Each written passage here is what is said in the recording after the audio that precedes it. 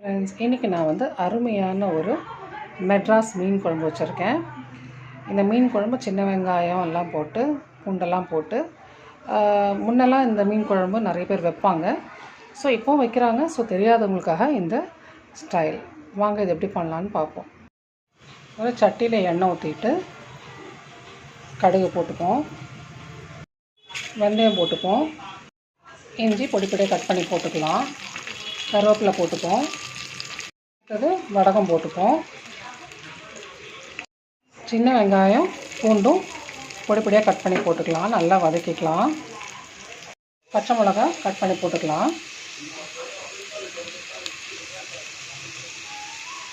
இந்த மெட்ராஸ் மீன் குழம்பு நல்ல டேஸ்ட்டாக காரசாரமாக சூப்பராக இருக்கும். நீங்கள் கண்டிப்பாக ட்ரை பண்ணி பாருங்கள். இது ஒரு பழைய காலத்து ஸ்டைலில் இந்த மீன் குழம்பு. நம்ம தக்காளி நல்லா இந்த மாதிரி பிசைஞ்சு போட்டுப்போம்.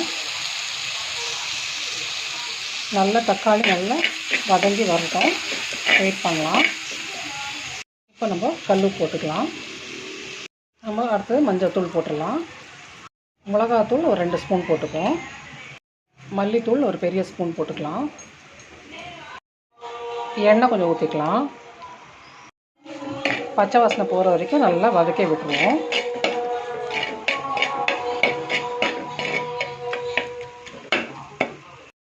அடுத்தது நம்ம புளி தண்ணி ஊற்றிக்குவோம்.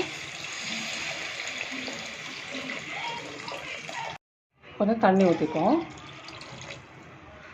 நல்ல குழம்பு நல்லா கொதித்து வரட்டும். குழம்பு நல்லா திக்காக கொதித்து வந்துருச்சு. வெலை மீன் சொல்கிற மீன் வந்து சூப்பராக ஃப்ரெஷ்ஷாக கிடச்சிருச்சு. இப்போ நான் வெலை மீன் வாங்கினேன்.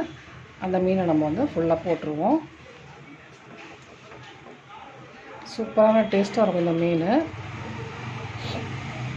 இந்த மாதிரி ஒரு வாட்டி நீங்கள் ட்ரை பண்ணி பாருங்கள். இந்த மீன் குழம்பு நிறைய பேருக்கு தெரிஞ்சிருக்கும்.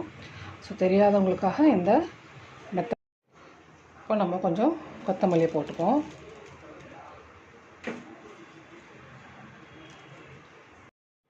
இப்போ நம்ம ஒரு தட்டு போட்டு மூடிடுவோம். சிம்மில் வச்சிடலாம் அடுப்பை.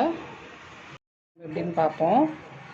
வாவ், சூப்பராக ரெடி ஆகிடுச்சு. நல்லா பீஸ்லாம் நல்லா வெந்துருச்சு. ஸோ நீங்களும் இந்த மாதிரி ஒரு மெத்தட் ட்ரை பண்ணி பார்த்துட்டு எனக்கு கமெண்ட்டில் சொல்லுங்கள். Have a good day. Bye. Hi friends, அருமையான மெட்ராஸ் மீன் குழம்பு. இது நம்ம வந்து சின்ன வெங்காயம்லாம் பூண்டெல்லாம் போட்டு சூப்பராக அருமையான ஒரு